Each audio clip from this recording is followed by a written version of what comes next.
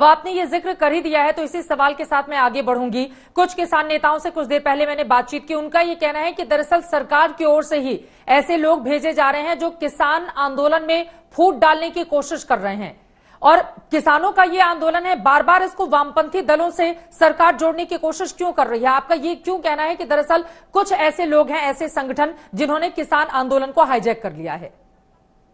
चित्रा जी, मैं आप ही की आज तक की टीवी में दिखाए गए कुछ प्लाकार्ड्स के बारे में उल्लेख करना चाहता हूं।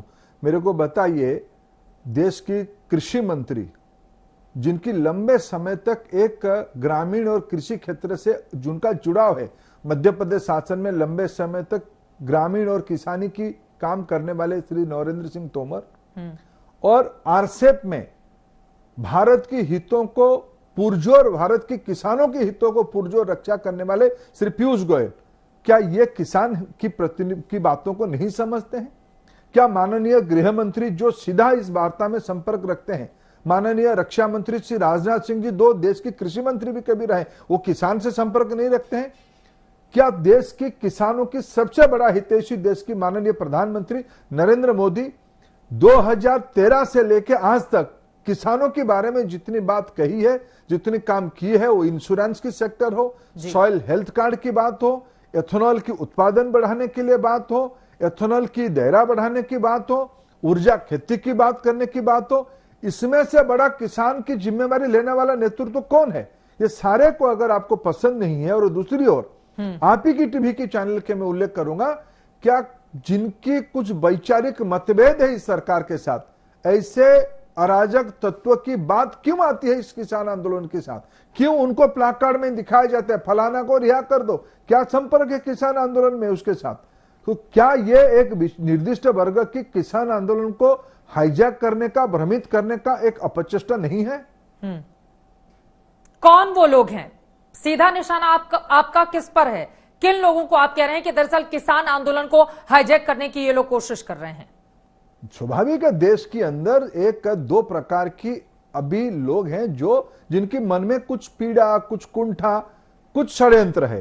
एक तो है कांग्रेस पार्टी के नेतृत्व में उनकी कुछ सहयोगी मित्र, जिनकी मन में एक आत्मविश्वास लंबे समय तक भरा रहा कि देश उनकी जागीर है, देश उनकी घर की संपत्ति है, पीढ़ी दर पीढ़ी उन्हीं को ही शासन की मौका मिलनी चाहिए, केंद्र में हो या राज्य में हो। उनको लग रहा है नरेंद्र मोदी जी जैसे सामान्य व्यक्ति कैसे देश की आशीर्वाद प्राप्त करे, देश की आस्था जीते, यह कैसे शासन कर सकता है, यह कैसे सेवा कर सकते है कौन? ऐसे सामंतवादी लोग आज इसकी विरोध कर रहे हैं। दूसरी ओर जिन एक तत्व है शुरू से देश की आजादी से लेकर आज तक देश की अखंडता, देश की संप्रभुता, देश की प्रजातांत्रिक तरीके को जिन अल्ट्रा लेफ्टिस्ट को मान्य नहीं है, ऐसे लोगों की एक षड्यंत्र है, एक रचना है कि भाई इस आंदोलन के अंदर घुसो और उसके अंदर एक तनाव पैदा करो।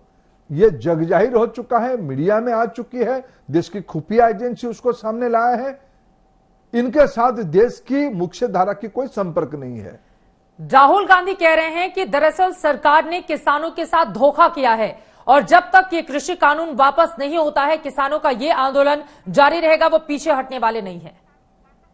देखिए, जिनको आलू और बैंगन के अंदर फर्क नहीं है, गेहूं क्या है, गेहूं कितने महीने में उगता है, धान कितने महीने में उगता है, आम और कटहल में जिनको फर्क मालूम नहीं है, वो किसान की नुमाइंदगी करते हैं। राहुल गांधी जी जितना कम बोले उतना ही अच्छा। मैंने वही कहा ना कि पेट में पीड़ा और दिल में दर्द होना स्वाभाविक है। देश को जागीर मानने वाले लोग देश की लंबा समय, बाकी देश की छोड़िए, लंबे समय तक अमेठी और रायबरेली को उनके खानदान ने प्रतिनिधित्व किया। वहां के किसानों की क्या हाल है? आपकी परिवार में 3-3 पीढ़ी में प्रधानमंत्री रहे, आपको उस इलाका लंबे समय तक देश की प्रतिनिधित्व करने के लिए मौका दिया, वहां क्या क्या आपने?